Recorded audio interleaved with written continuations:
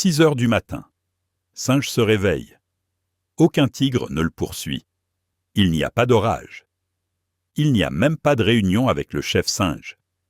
Et pourtant, son cœur bat comme s'il était dans un combat de Muay Thai contre Donkey Kong.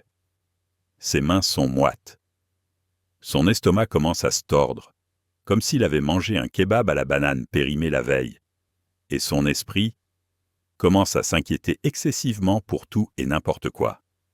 Singe ne comprend pas ce qui lui arrive. Il n'y a aucun danger, aucun problème.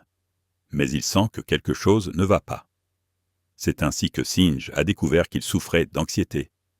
Le rugissement invisible. Avant, quand Singe vivait dans la jungle, l'anxiété avait un sens. S'il entendait un rugissement, son corps s'activait.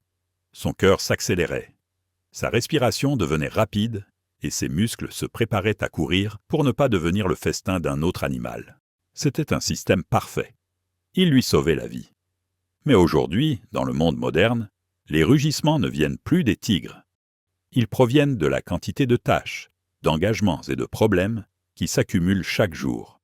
Et de pensées telles que « et si tout allait mal ?» Le corps réagit comme avant. Mais le danger est imaginaire. Et le cerveau ne comprend pas la différence. Ainsi, chaque jour, Singe se lève prêt à se battre ou à fuir. Des choses qu'il ne peut pas voir. Le chaos intérieur. Singe commence à remarquer des choses étranges. Il perd l'appétit. Il oublie des choses. Et chaque soir, lorsqu'il se couche enfin, son esprit décide de lancer le plus long podcast du monde, se souvenir de toutes les décisions stupides qu'il a prises, épisode 5.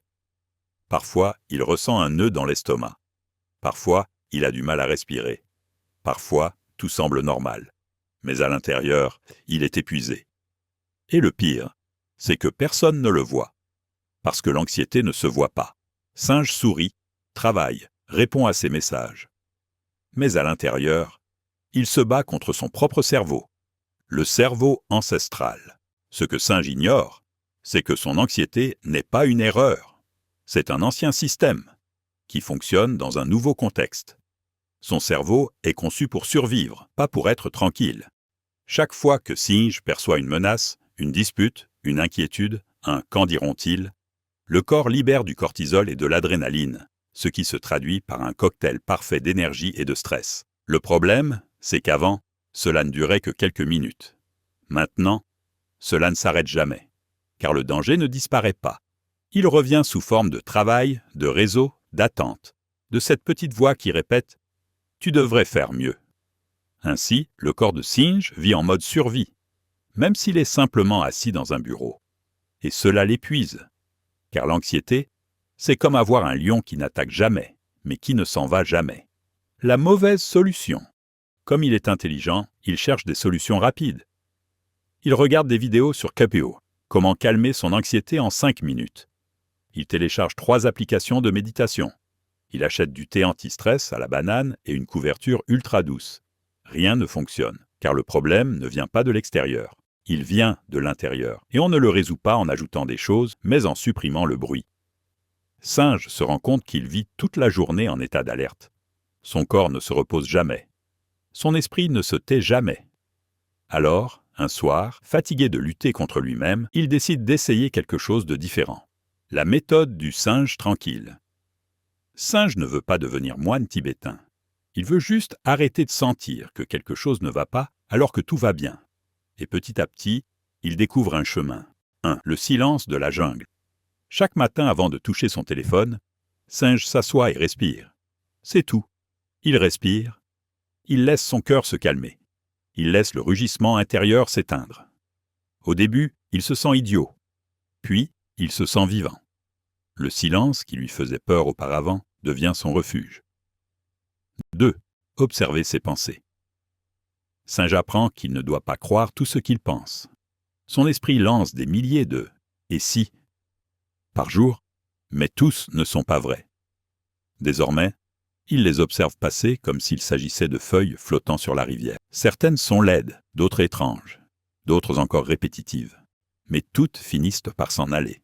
Singe ne lutte pas contre ses pensées, il les laisse simplement s'écouler. 3. Bouger son corps. Singe découvre que lorsqu'il bouge, son anxiété bouge avec lui. marcher, grimper, s'étirer. Tout cela aide le corps à libérer la tension accumulée par l'esprit. Et il n'y a pas de mauvaise énergie qu'une bonne marche ne puisse libérer. 4e, une banane à la fois. Singe cesse d'essayer de régler toute sa vie en une journée. Il décide de se concentrer uniquement sur ce qui se trouve devant lui. Une tâche, une pensée. Il apprend que le calme n'est pas quelque chose que l'on obtient. C'est quelque chose qui s'entraîne. Le réveil de Singe.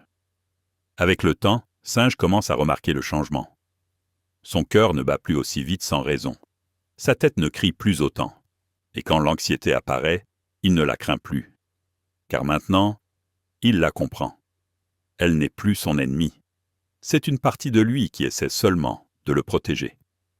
Singe a appris qu'il n'a pas besoin d'éliminer l'anxiété, mais d'apprendre à vivre avec elle sans la laisser lui voler sa paix. L'anxiété de Singe n'a pas disparu, mais il a désormais trouvé refuge en lui-même. Il n'a plus besoin de fuir, de se distraire ou de faire semblant que tout va bien. Il lui suffit de se rappeler que lorsque ses pensées surgissent, il peut les observer comme des feuilles flottant sur la rivière. Singe vous remercie et aimerait savoir si cela a trouvé un écho chez certains des spectateurs. Donnez à Singe une banane numérique afin qu'il puisse continuer à partager davantage de sagesse depuis son arbre